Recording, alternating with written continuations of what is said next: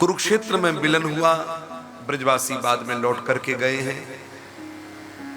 नारद जी से वसुदेव जी ने प्रश्न किया, कर्म के द्वारा कर्म का परिहार कैसे हो?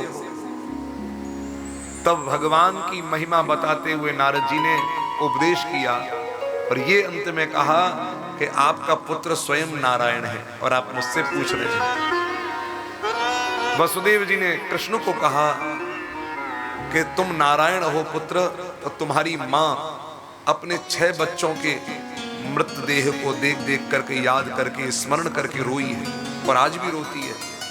वो 6 पुत्र जो कंस ने मार दिए तुम्हारी मां देखना चाहती है।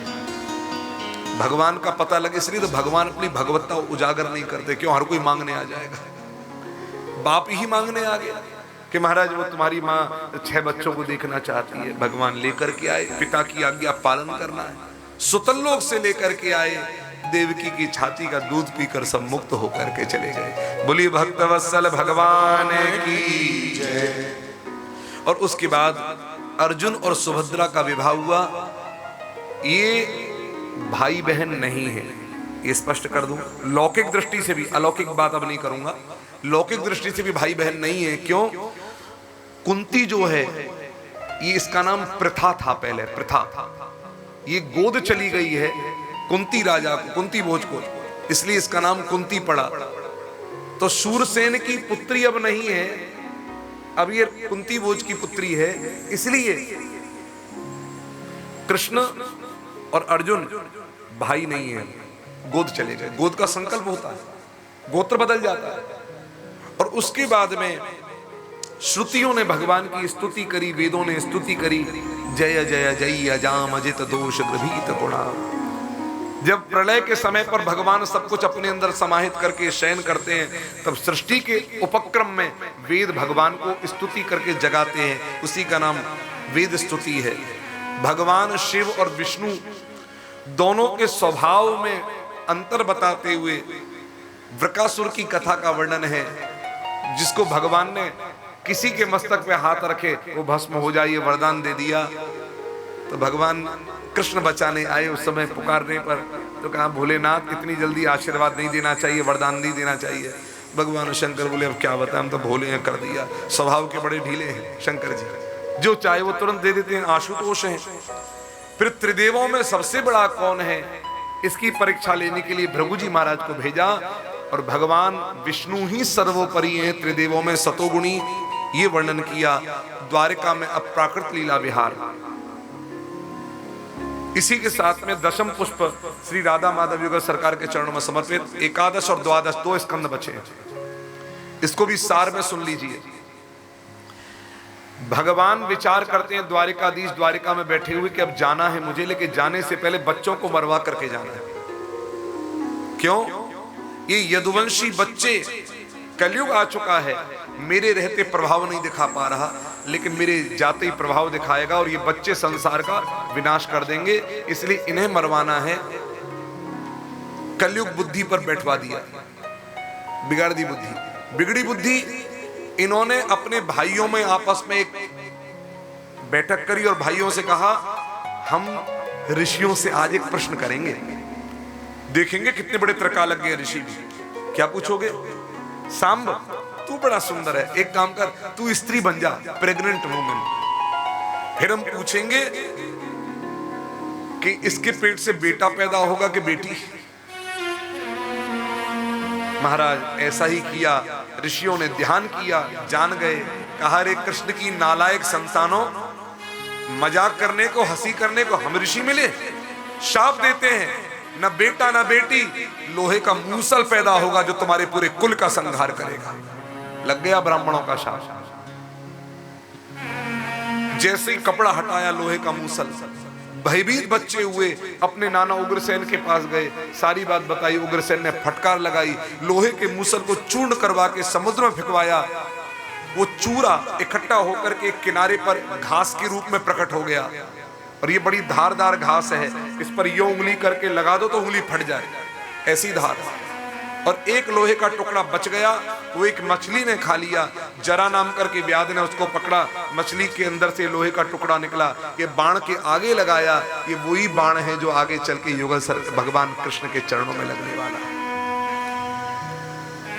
इधर विदुर महाराज वसुदेव और नारद जी के संवाद के अनंतर निमि नवयोगेश्वर संवाद है, और उसके बाद में द्वारिका में देवता उतर करके आए। कहा प्रभु, प्रणाम करते हुए, स्तुति करते हुए निवेदन किया, अपने लोक को कब आएंगे?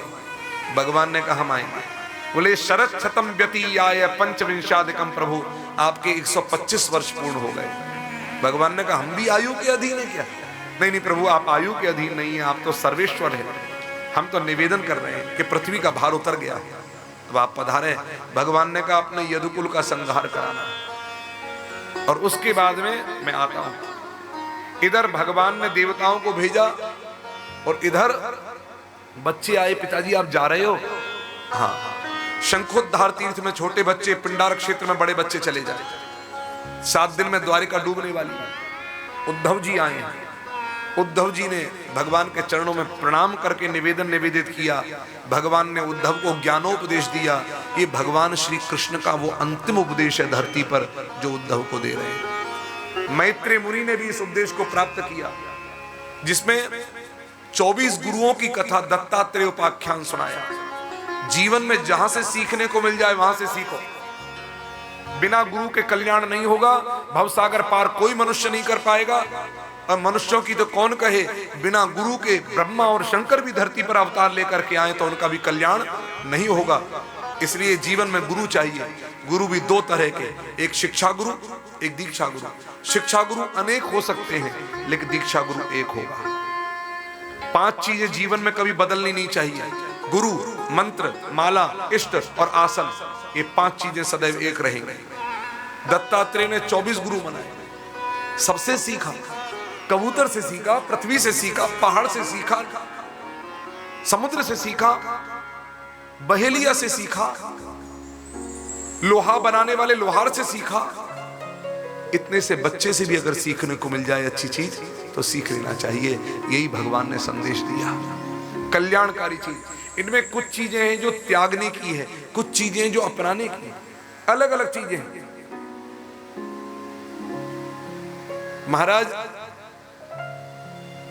उद्धव के एक एक प्रश्न का उत्तर देते हुए भगवान ने बद्ध और मुक्त भक्त की गति का वर्णन किया। बद्ध कौन है और मुक्त कौन है? भक्त है लेकिन कोई बद्ध है, कोई मुक्त है। भक्ति की महिमा बताई, सत्संग की महिमा बताई। सज्जनों, जीवन में याद रखो, हमारे जीवन में बुद्धि जरूरी है, भक्ति जरूरी है। बुद्धि में ज्ञान, हृदय में भक्ति। यदि हृदय में भक्ति जरूरी है, बुद्धि में ज्ञान जरूरी है, और जीवन में कर्म जरूरी है, तो इन सबको बैलेंस करने वाला विवेक भी जरूरी है। यदि विवेक नहीं है तो ज्ञान बेकार, कर्म बेकार और भक्ति भी बेकार हो जाएगी। विवेक वो है जो सबको बैलेंस करता है, संतुलित करता है। और ये विवेक कहां से मिलता है? बिनु सत्संग विवेक न होई, राम कृपा बिन सुलभ न सोई। बिना सत्संग के विवेक नहीं होगा।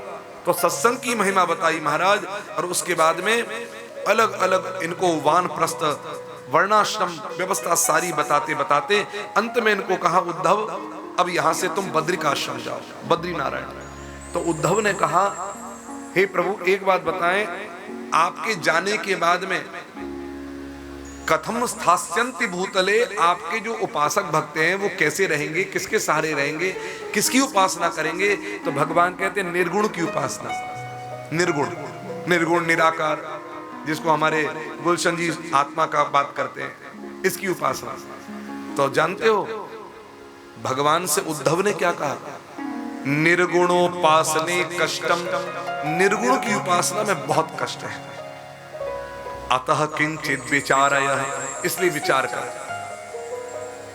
महाराज उद्धव प्रणाम करके चले गए बद्रीनारायण।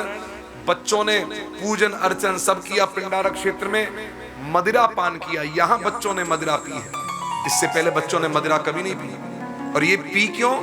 भगवान ने इनकी बुद्धि फेरी और संसार को एक संदेश दिया, देखो ये मेरे बच्चे हैं और क्या पी रहे हैं? मदिरा। उसका परिणाम देखना। देखते ही देखते मदिरा का नशा उन्माद इनका चढ़ा, एक दूसरे का अपमान करने लगे, एक दूसरे का तिरस्कार करने लगे, आपस में झगड़ा होने लगा, गाली देने लगे, लड़ने लगे और लड़ते लड़ते अंत में सबके सब भगवान ने सारी दुनिया को एक संदेश दिया। क्या संदेश? कि औरों की तो कौन कहे, स्वयं भगवान के बच्चे भी यदि मदिरा का सेवन करेंगे तो उनका अंतिम परिणाम क्या होने वाला है सारा संसार देख ले। तो अपने अपने बच्चों को भी संभाल ले और खुद को भी संभाल ले। इस मदिरा के नशे से ये वो बोतल का पानी है जिसने लाखों के घर बर्बाद कर दिया। ये वो बोतल का पानी है। अब आप कहेंगे भगवान ने ऐसा क्यों किया कि अपने बच्चों पर? तो सुनिए, पहले दिन की घटना, जब भागवत जी की शोभा यात्रा निकल रही थी और गुलशन जी अपने माथे पर भागवत रख करके आ रहे थे, तो चढ़ते चढ़ते पैर डगमगा रहा था और यहां पर आते आते जब घूम रहे थे तो ऐसा लगा गिर जाएंगे।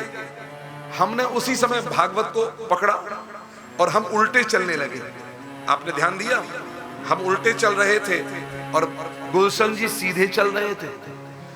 तो अब हमसे कोई पूछे कि शास्त्री जी आप पर सीधा चलना नहीं आता, आप उल्टे चल रहे थे, तो उत्तर क्या होगा? हम उल्टे इसलिए चल रहे थे कि गुलशन जी सीधे चल सके। आप समझ रहे हैं बात को हमारी? भाव क्या है?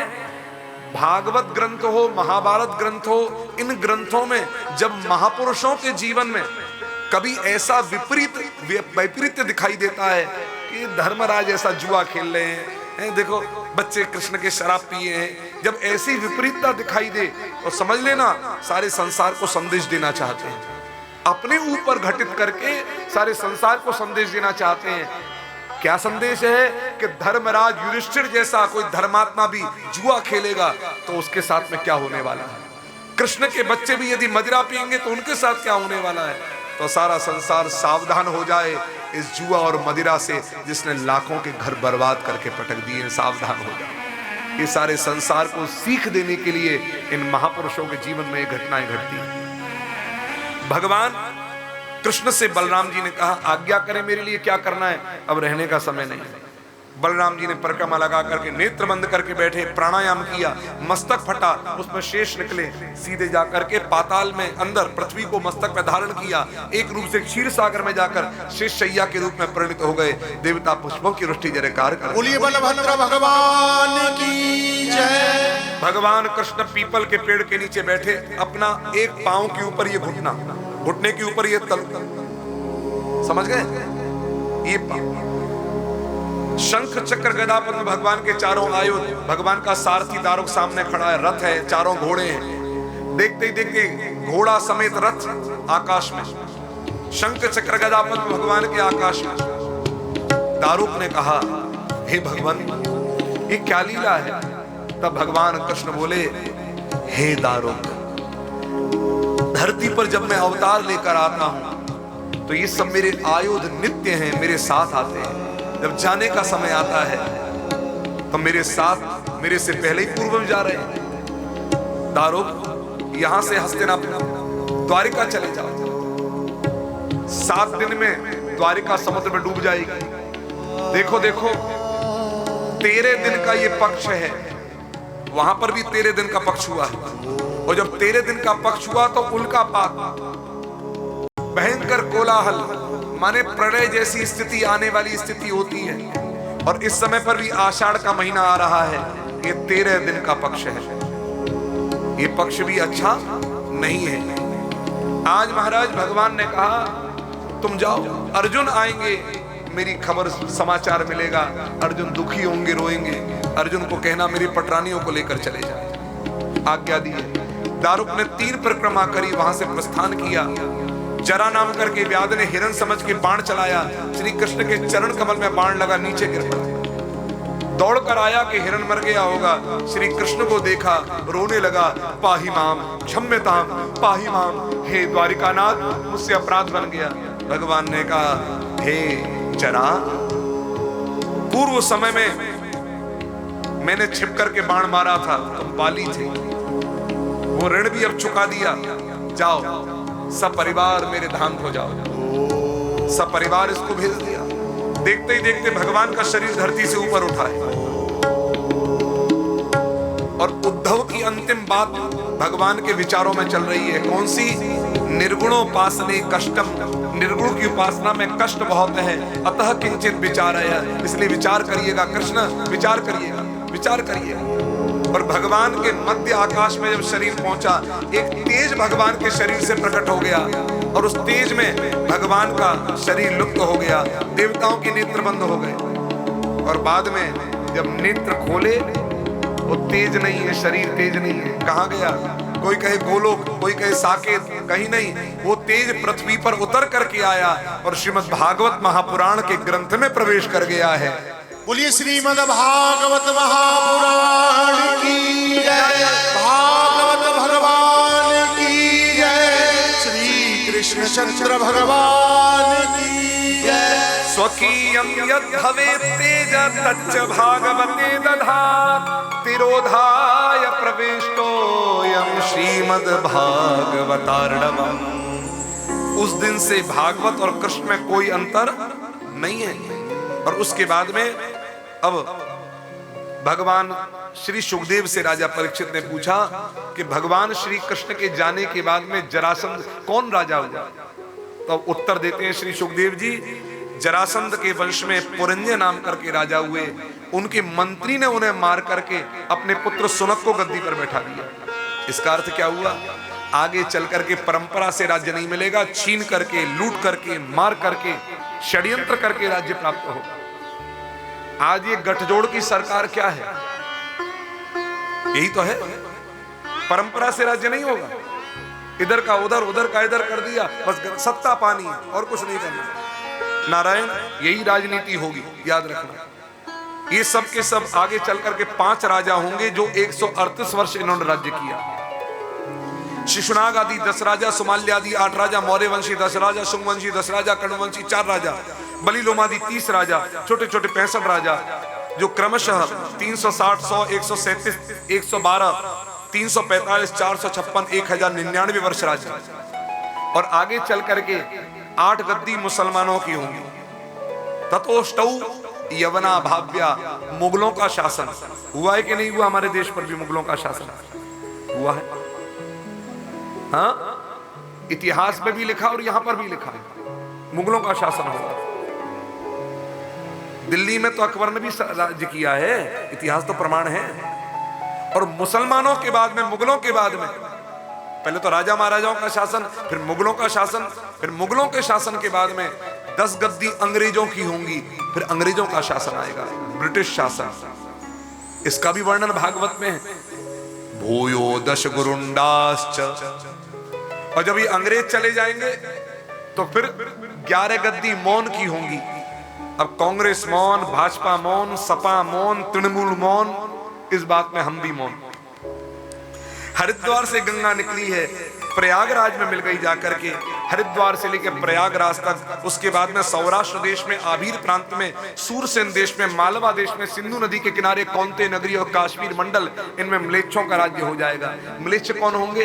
जो गाय का मांस कच्चा खाएंगे, जो मांसाहार करेंगे, वेद शास्त्रों का कोई पालन नहीं करेंगे, वे सब के सब म्लेच्छ कहलाएंगे। आचार विचार से भ्रष्ट हो जाएंगे, वे सब म्लेच्छ कहलाएंगे। लिखा है, गौमांस भक्षको यस्य वेदवाय च भाषसे सर्वाचार परिभ्रष्टो म्लेच्छ इति विधीयते। कलयुग में क्या होगा? बोले धन की प्रधानता होगी केवल, जिस पर पैसा ज्यादा है वही बाबू है, जिस पैसा नहीं है कोई पूछने वाला नहीं है। सब जाति ब्राह्मण बनेंगी, बढ़ई भी अपने नाम के आगे शर्मा लगाने में शर्म नहीं करेंगे, कहेंगे विश्वकर्मा ब्राह्मण। महाराज, ब्राह्मण की पहचान केवल जनेऊ रह जाएगी, शिखा रह जाएगी, बाद में धीरे धीरे वो भी लुप्त हो जाएगी। दूर शहर के तीर्थ तीर्थ माने जाएंगे, लेकिन अपने यहाँ पर कोई तीर्थ होगा तो कोई दर्शन करने नहीं जाएगा। नारी का श्रृंगार केवल केश रह जाएगा, जहां जाएगी वहीं पर महाराज। पुरुष नारियों जैसे बाल बढ़ाएंगे और नारियां पुरुषों जैसे बॉब कट। आपको बता रहे हैं, नारियों के सिर पर काले लंबे केश देख पुरुषों ने ठीक वैसी मांग काढ़ी है। नारियों को ईश्वर ने मूछ से विहीन किया तो पुरुषों ने मूछ पर छुरे फेर डाली है। पहले कभी वो मूछ हुआ करती थी तो कहते मूछे हो तो नत्थू लाल जैसी, लेकिन अब मूछ की कोई पूछ नहीं, सब मूछ ही मुड़वाते रहते हैं। नारियों के सिर पर, हमारा मूछ की अपनी एक पूछ होती थी। नारियों के सिर पर काले लंबे केश देख पुरुषों ने ठीक वैसी मांग काढ़ी है। नारियों को ईश्वर ने मूछ से विहीन किया, पुरुषों ने ठीक मूछ पर छुरे फेर डाली है। और नारियों के करों को विभूष देख चूड़ियों से पुरुषों ने ठीक वैसी रेस्ट वॉच धारी है। और नारियों को, और महाराज कहे बड़ा बिडव इनको देख होता भ्रम, नर है कि नारी है कि बाबा है कि बेबी है, बेबी है कि बाबा है कि नर है कि नारी है, ये पता ही नहीं चलता है कौन। ऐसे ऐसे महाराज आजकल बाल बढ़ा बढ़ा करके हो गए। नारायण कलयुग में कोई साधन, भाई भाई से भाई साहब नहीं कहेगा, साले से भाई साहब कहेगा, आइए भाई साहब। महाराज धन है तो पत्नी सेवा करेगी, धन नहीं तो सेवा नहीं करेगी। और धन है तो सेवा करी और धन नहीं सेवा नहीं करी तो आपने पति से प्रेम नहीं किया, आपने कौड़ी से प्रेम किया। और पत्नी सुंदर है, आप प्रेम कर, कल को माता निकल जाए प्रेम नहीं करो तो आपने चमड़ी से प्रेम किया, पत्नी से प्रेम नहीं किया। कलयुग में सारे साधन में से कोई साधन काम नहीं आएगा। यही कल काल न साधन दूजा, जोग जग जप तप व्रत पूजा। तो क्या काम आएगा? राम है सुमरिए गाइए राम ही, संतत सुनिए राम गुण ग्राम ही। तरियन बिनु से ये मम स्वामी, राम नमामि नमामि नमामि। कलयुग में भगवान नाम काम आएगा। एक बार मैं कहूं, एक बार आप कह दें। राम का नाम लेकर जो मर जाएंगे, राम का नाम लेकर जो मर जाएंगे, वो अमर नाम दुनिया में कर जाएंगे, वो अमर नाम दुनिया में कर जाएंगे। ये न पूछो कि मर कर किधर जाएंगे, ये न पूछो कि मर कर किधर जाएंगे, वो जिधर भेज देगा उधर जाएंगे, वो जिधर भेज देगा उधर जाएंगे। टूट जाए न माला कहीं प्रेम की, टूट जाए न माला कहीं प्रेम की। ये प्रेम की माला जानते हैं कौन सी है? हमारी इंद्रियों की माला। आज आपसे कोई कहे कि 2 लाख रुपए ले लो, 50 लाख ले लो, अपनी जीभ काट के दे दो, दे सकते? कोई कहे आपसे दोनों आंख निकाल दो, हमसे 50 करोड़ ले लो, नहीं निकाल। भाव ये है, ये इतनी कीमती है कि रुपए से खरीदी टूट जाए। इसलिए इन इंद्रियों के रहते भगवान का भजन करो। टूट जाए न माला कहीं प्रेम की, टूट जाए न माला कहीं प्रेम की। कीमती ये रतन सब बिखर जाएंगे, कीमती ये रतन सब बिखर जाएंगे। छूट जाए न माला कहीं नेम की, नियम जाए न माला कहीं नेम की। ये नेम की माला माने नियम की माला। छूट जाए न माला कहीं नेम की, छूट जाए न माला कहीं नेम की। देख जीवन के दिन ये गुजर जाएंगे, एक जीवन के दिन ये गुजर और अंतिम में कहा, आप मानो न मानो खुशी आपकी, आप मानो न मानो खुशी आपकी। हम मुसाफिर हैं कल अपने घर जाएंगे, मुसाफिर हैं कल अपने घर जाएंगे। राम का नाम लेकर जो मर जाएंगे, राम का नाम लेकर मर जाएंगे। राजाओं की नीति गई, राजन की नीति गई, मित्रों की प्रीति चली गई, मित्रन की प्रीति गई, नारी की प्रतीति गई। जार मन भायो है, पर पुरुष से प्रेम हो रहा है, पर स्त्री से प्रेम हो रहा है। पंचन को न्याव गयो, शिष्यन को भाव गयो, साच को प्रभाव गयो, झूठ मन भायो है। कीजिए कृपाशी कृपाल गोपाल लाल, कैसो कठिन कलिकाल चलो आयो है। ये कलयुग कैसा है। राजा परीक्षित से प्रश्न किया सुखदेव जी ने, तेने प्रश्न किया है, हमने उत्तर दिए सारे प्रश्नों के, अब हम प्रश्न करते हैं, बता तक्षक आने वाला है, तुझे कैसा लग रहा है? बोले भगवान एक नहीं 100 तक्षक भी आ जावे मुझे भय नहीं है। भगवंश तक्षकादिभ्यो मृत्युभ्यो न विभिन्न। हम क्यों? मरने वाला शरीर है, आत्मा अजर अमर है, ये मरने वाला नहीं है। महाराज आपको क्या बतावें। बोले जग डरता है मौत से, पर मेरे मन आनंद, कब मरी है कब मौत हो, पूरन परमानंद, कब मरी है कब भेंट हो, पूरन परमानंद। महाराज उसके बाद में सुखदेव जी का पूजन किया राजा परीक्षित ने। क्यों? ये नहीं गए तो महाराज तक्षक नहीं आएगा। हाँ, अरे करेंगे, ये एक विधान है, श्री सुखदेव जी की विदाई हो जाएगी अभी।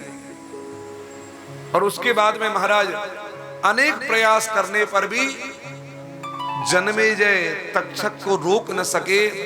कश्यप ऋषि को मार्ग में ही धन दे करके तक्षक पहुंच गया।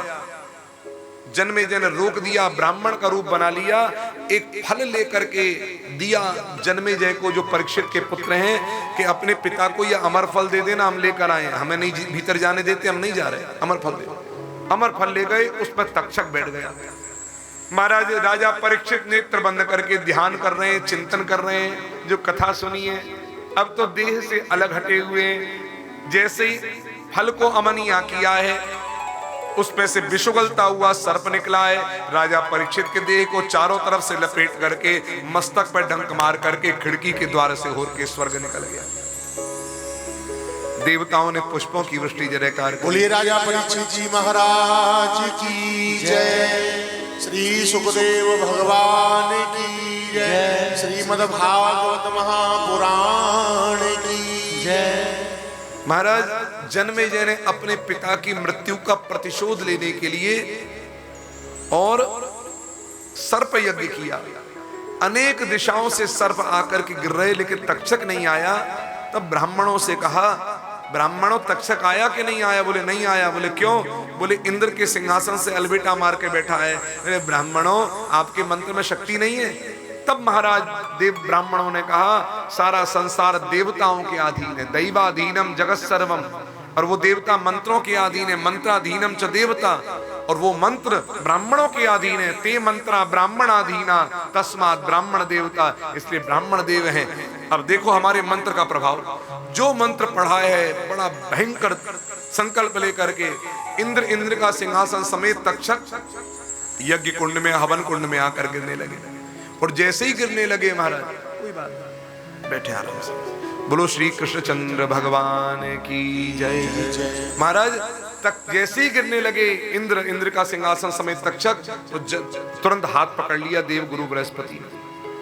देवगुरु बृहस्पति ने कहा, इंद्र जन्मेजय तुम्हारे पिता को तक्षक ने नहीं मारा, मृत्यु मारने आई। बैठे बैठे मृत्यु मारने आई। आज मृत्यु निमित्त बना दिए ब्रह्मा ने। हार्ट फेल से मर गया, एक्सीडेंट में मर गया, सर्प के डसने से मर गया। मृत्यु मारती है, निमित्त अलग अलग बन जाते हैं। महाराज जन्मेजय को सर्प यज्ञ बंद करवाया। और उसके बाद अब एक अध्याय में हम पूरी कथा आपको सुना दें। सावधान होकर के बैठे। जिस प्रकार आपने हिंदी, संस्कृत, उर्दू, अंग्रेजी सब कुछ हमसे यहां से सुन लिया, अब पूर्ण रूप से यहां से संस्कृत में एक अध्याय सुन लीजिए, एक अध्याय। और अपने मोबाइल को भी साइलेंट कर दें। संभव हो सकता हो यदि आपसे, तो अपने नेत्रों को बंद करके एकदम एकाग्रचित्त होकर के सब तरफ से अलग हटा करके मन को आप समाहित कर लीजिए और ध्यान देकर आप केवल शब्द ब्रह्म को कान में जाने दीजिए। अथ द्वादशोऽध्यायः। नमो भगवते वासुदेवाय। सूत उवाच।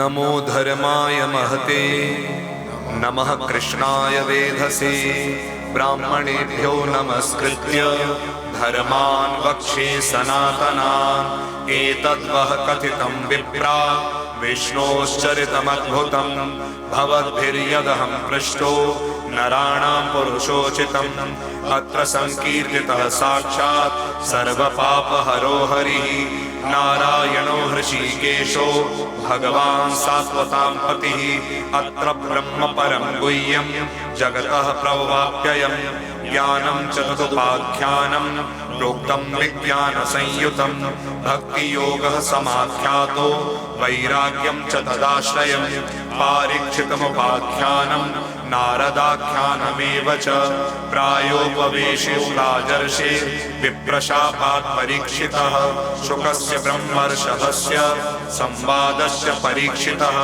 योगधारणयोत्क्रान्तिः संवादो नारदाजयो अवतारानुगीतं च सर्गः प्राधानिकोऽग्रतः विदुरोद्धव संवाद छत्रिमैत्रेययोस्ततः पुराणसंहिता प्रश्नो महापुरुष संस्थितिः ततः प्राकृतिकः सर्गः सप्तवैकृतिकाश्च ये ततो ब्रह्माण्ड सम्भूतिर्वैराजः पुरुषो यतः कालस्य स्थूल सूक्ष्मस्य गतिः पद्मसमुद्भवः भुवि उद्धरणे भोदे हिरण्याक्ष वधो यथा वाक्सर्गो रुद्रसर्गस्तथैव च अर्धनारी नरस्याथ यतः स्वायं भुवो मनो शतरूपा च या स्त्रीणाम् प्रकृतिरुत्तमा संतानो धर्मपत्नीनां कर्दमस्य प्रजापते अवतारो भगवतः कपिलस्य महात्मनः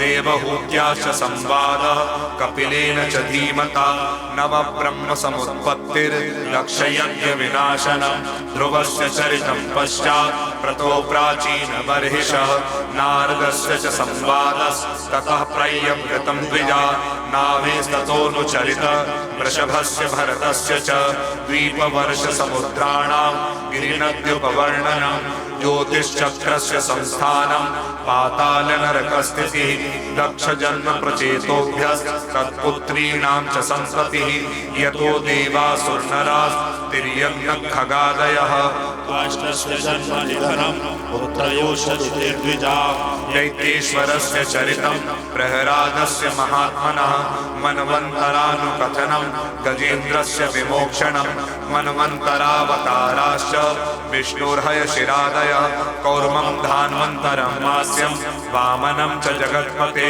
क्षीरोदमथनं तद्वत् अमृतार्थे दिवौकसां देवासुरमहायुद्धं राजवंशानुकीर्तनम् इक्ष्वाकुजन्म तद्वंशः सुद्युम्नस्य महात्मनः इलोपाख्यानवक्त्रोक्तं तारोपाख्यानमेव च सूर्यवंशानुकथनं शशादाद्यानृगादयः सौकन्यं चातशर्याते ककुत्स्थस्य च धीमतः खड्वाङ्गस्य च मान्धातुः सौभरे सगरस्य च रामस्य कौसलेन्द्रस्य चरितं किल्बिषापहं निमेरङ्गपरित्यागो जनकानां च सम्भवः रामस्य भार्गवेन्द्रस्य निक्षत्रकर्णं भुवः नीलस्य सोमवंशस्य ययातिर्नहुषस्य च दोष्यन्ते भरतस्यापि शन्तनोस्तत्सुतस्य च ययातिर्ज्येष्ठपुत्रस्य यदुर्वंशोऽनुकीर्तितः यत्रावतीर्णो भगवान् कृष्णाख्यो जगदीश्वरः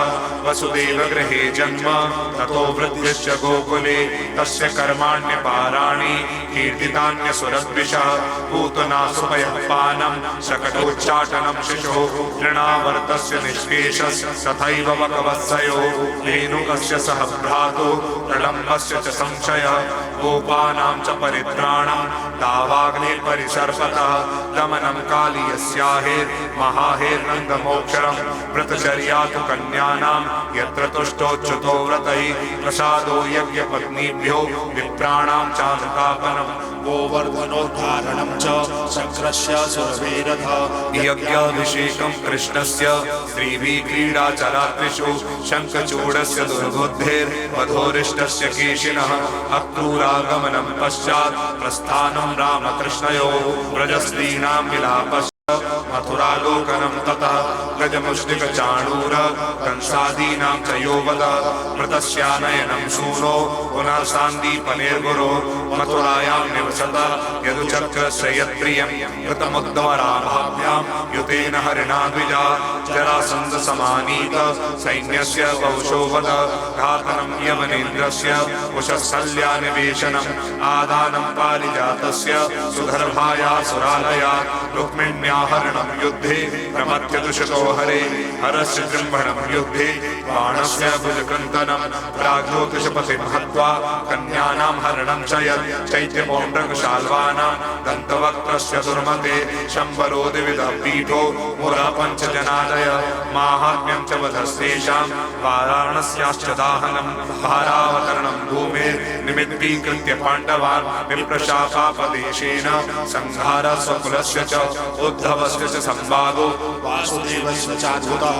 यत्रात्मविद्या ह्यखिला प्रोक्ता धर्मविनिर्णयः ततो मर्त्यपरित्याग आत्मयोगानुभावतः युगलक्षणवृत्तिश्च कलौ नृणामुपप्लवः चतुर्विधश्च प्रलय उत्पत्तिस्त्रिविधा तथा देहत्यागश्च राजर्षि विष्णुना तस्य धीमतः शाखाप्रणयन मृषेर्मार्कण्डेयस्य सत्कथा महापुरुषविन्यास सूर्यस्य जगदात्मनः इति चोक्तं द्विजश्रेष्ठा यत्पृष्टोऽहमिहास्मि वः लीलावतारकर्माणि कीर्तितानि सर्वशः पतितस्खलितश्चार्थ श्रुत्वा वा विदुषो ब्रुवन् हरये नमेत्युच्चैरुच्यते सर्वपातकः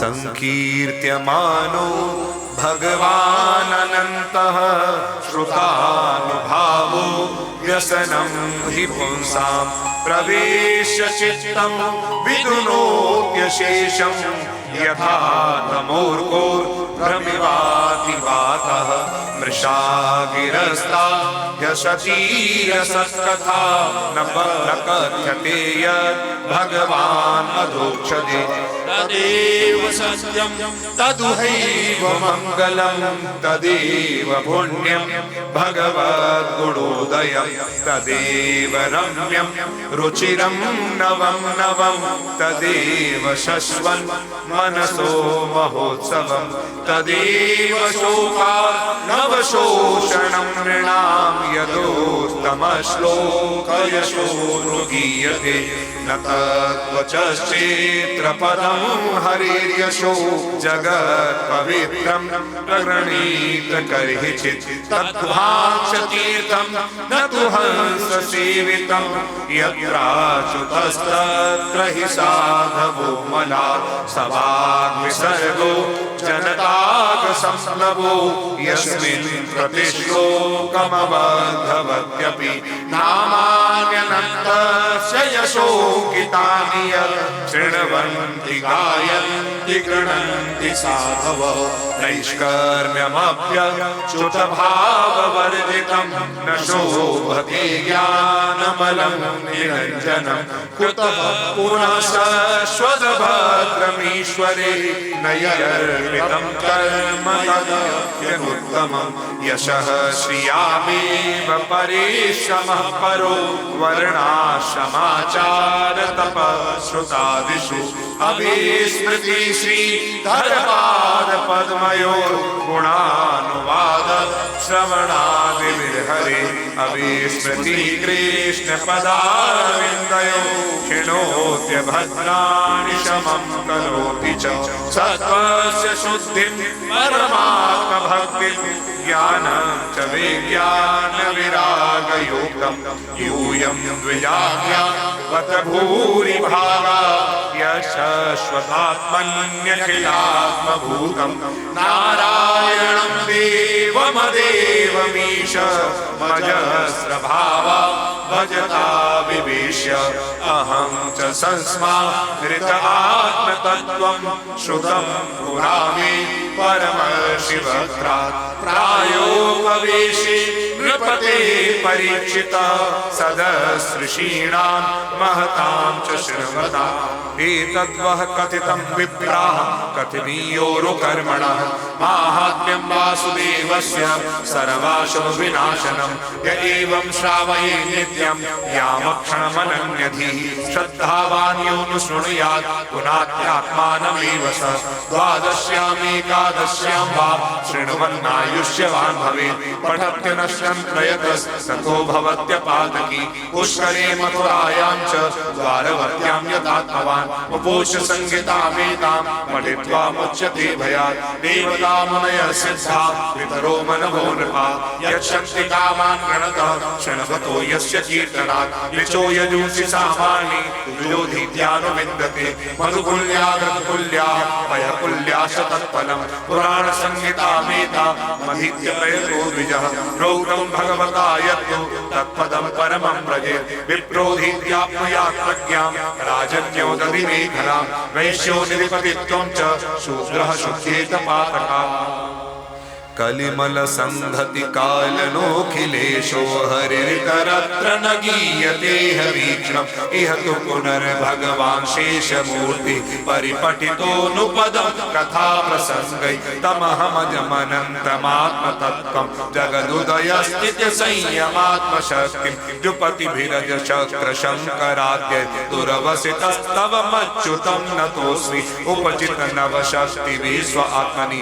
उपरचित स्थिर जंगमालयाय भगवत उपलब्धि मात्र धाम में सुर ऋषभाय नमः सुरालयाय सुरा सनातनाय स्वसुख निवृत चेता तद्युदस्तान्य भावो त्यजित रुचिर लीला कृष्ण सारस्तदीयं यतनुत कृपया यस्तत्त्वदीपं पुराणं तमखिल वृजिनग्नं व्याससूनुं नतोऽस्मि स्वसुख निवृत चेता तद्युदस्तान्य भावो त्यजित रुचिर लीला कृष्ण सारस्तदीयं यतनुत कृपया यस्तत्त्वदीपं पुराणं तमखिल वृजिनग्नं व्याससूनुं नतोऽस्मि स्वस्ति श्रीमद्भागवते महापुराणे पारमहंस्यां संहितायां द्वादश स्कंदे द्वादश स्कंदार्थ निरूपणं नाम द्वादशोत्सवः कृष्णाय वासुदेवाय हरये परमात्मने प्रणतः क्लेशनाशाय गोविंदाय नमो नमः। अब आप लोगों ने इस पूरे अध्याय को सुना, हमें यह भी पता है कि यह पूरा अध्याय सुनकर के समझ में नहीं आया होगा, लेकिन क्या आपकी आत्मा तक इसकी ध्वनि पहुंची कि नहीं पहुंची, अंदर तक? अब देखो, हमने कल कहा था कि पूरी कथा सुनने का फल मिलेगा। अब आप कहोगे समझ में नहीं आया तो फल मिलेगा कि नहीं मिलेगा, तो उत्तर दे रहे हैं। आज हमने कोई दवाई ली थी, पहले तो अंग्रेजी दवाई ली, हमको लेनी थी, लेना पड़ गया। फिर हमको गुलशन जी बोले आपको देसी दवाई दें, हमने कहा दो, अचूक है देसी दवाई। हमें नहीं पता कि उस दवाई में क्या क्या मिला हुआ है, लेकिन खाने पे लाभ करेगी कि नहीं करेगी? बिल्कुल ऐसे ही जैसे हमें नहीं पता कि औषधि में, दवाई में, मेडिसिन में कौन कौन से सॉल्ट मिले हुए हैं, लेकिन खाने पर लाभ करेगी, ऐसे ही सुन करके समझ में आया हो या ना आया हो, पर सुनने पर आपको पूरा भागवत का फल दे करके ही रहेगी। जय हो, जय हो। महाराज, ये भागवत की परंपरा कोई सड़क छाप परंपरा नहीं है कि यहीं से उठकर आ गए। ये परंपरा वहां से उतर करके यहां तक आई है। सबसे पहले भगवान नारायण ने 4 श्लोकों में ब्रह्मा को भागवत दी, ब्रह्मा जी ने नारद जी को भागवत दी, नारद जी ने वेदव्यास जी को भागवत दी, वेदव्यास जी ने विस्तार करते हुए 18,000 श्लोकों भागवत लिखी। फिर अपने पुत्र श्री सुखदेव जी को और सूत जी को भागवत पढ़ाई। सूत जी महाराज ने शौनकादिक ऋषियों को सुनाई, शौनकादिक ऋषियों ने अन्य उनके आगे ऋषि परंपरा से, शिष्य परंपरा से अपने शिष्यों को सुनाई। फिर उनके शिष्यों से सुनते सुनते, अलग अलग अलग शिष्यों को सुनते सुनते, फिर हमारे गुरु जी भी किसी के शिष्य रहे होंगे, हमारे गुरु जी को उनके गुरुजी ने सिखाई और हमारे गुरुजी ने हमको सुनाई और हम आपको सुना रहे हैं। ये नारायणी परंपरा उतर करके आ रही है। कस्मयेन विभासितो यमतुलो ज्ञान प्रदीप पुरा तद्रूपेण च नारदाय मुनये कृष्णाय तद्रूपिणा योगीन्द्राय तदात्मनाथ भगवत्राताय कारुण्यतः तच्छुद्धं विमलं विशोकममृतं सत्यं परम धीमहि। भागवत का आरंभ, भागवत का मध्य, भागवत का विश्राम, ये सत्यम परम धीमहि है। अर्थात भागवत का एक भी अक्षर झूठा असत्य नहीं है। और मानो तो और न मानो तो। अब बहती हुई गंगा को भी हमारे यहां पर मां कह करके पुकारा गया है, लेकिन गंगा कहती है मानो तो गंगा मां हूं, न मानो तो बहता पानी, जैसी तुम्हारी मर्जी। ऐसे ही महाराज अब हम भागवत से क्या मांगे, एक बार मैं कहूं एक बार आप कहें। वैसे तो भागवत सबकी सद्कामनाओं को पूरा करे, लेकिन जिनको नहीं पता ये सुनने के बाद कि हम क्या मांगे, तो भागवत बताती है क्या मांगना चाहिए।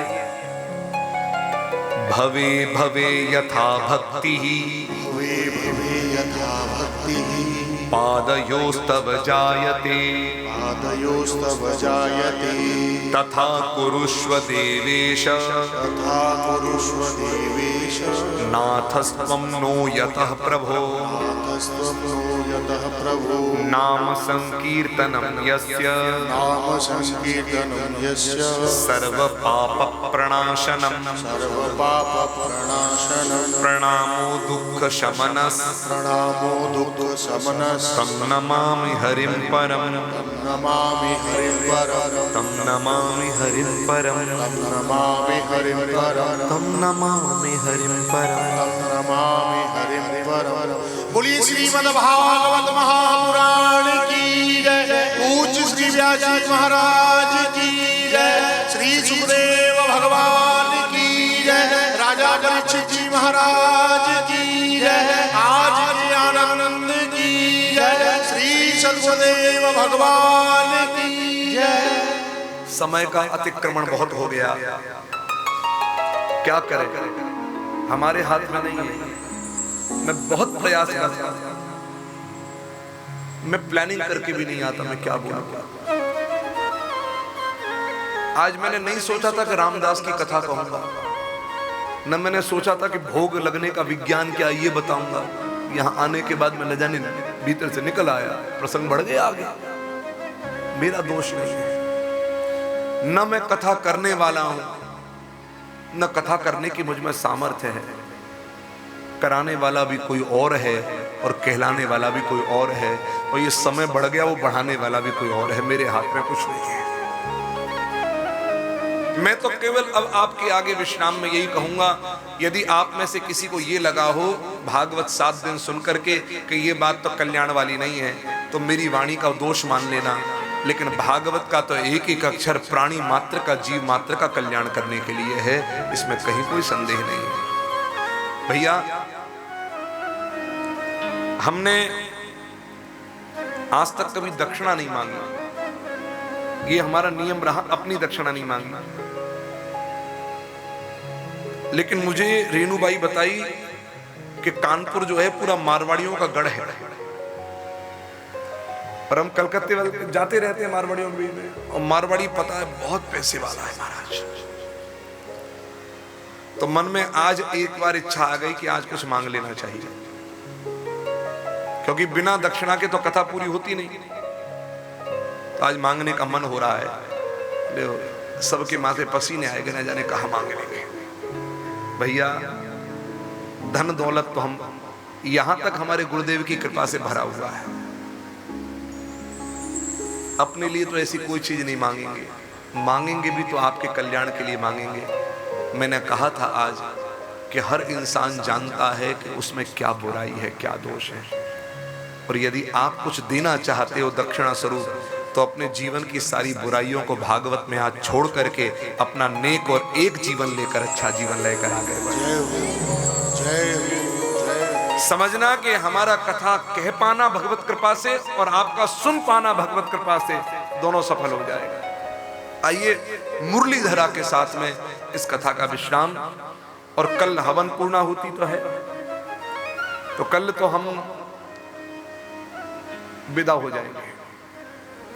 यहां पर सब लोग रहेंगे, हवन होगा, पूर्णाहुति होगी, बस। हाँ, क्या समय है बताओ? नहीं, यहाँ नहीं, हमारे तो यहाँ पर ब्राह्मण हैं ही हैं सारे के सारे सब।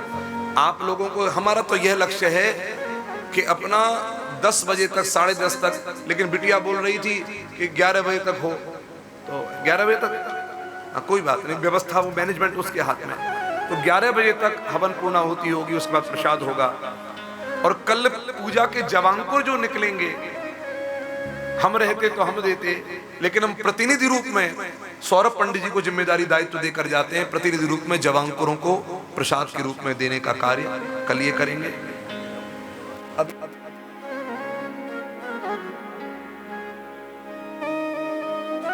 बोलो श्री कृष्णचंद्र भगवान की जय। आइए मुरलीधरा के साथ वाणी को विश्राम। ये सबको पसंद आता है और सब लोग इसी की डिमांड करते हैं। आइए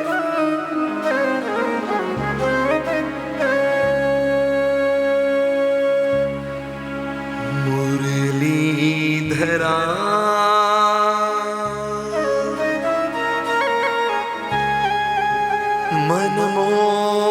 मनमोहना हे नंद नंदना श्री राधे माधवा।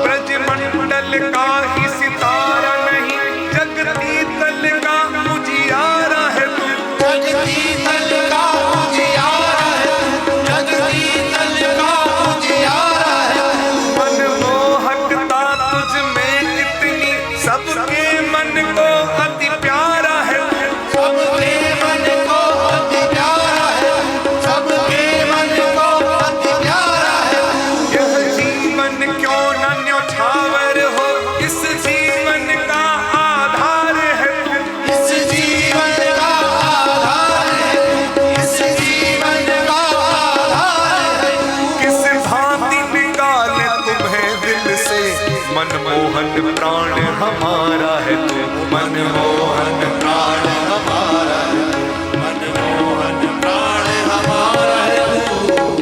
मुरलीधरा मनमोहना हे नंद नंदना श्री राधे माधवा। मुरलीधरा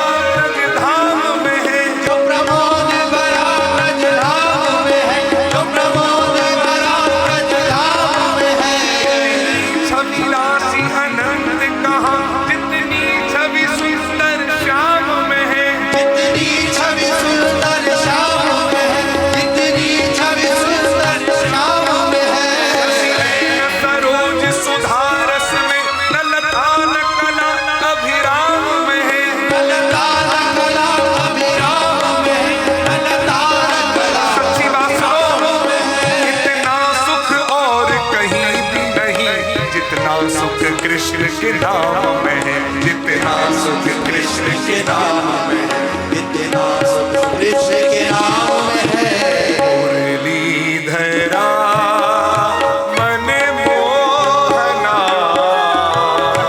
हे नंद नंदना श्री राधे माधवा। मुरलीधरा मन मोहना, हे नंद नंदना श्री राधे माधवा।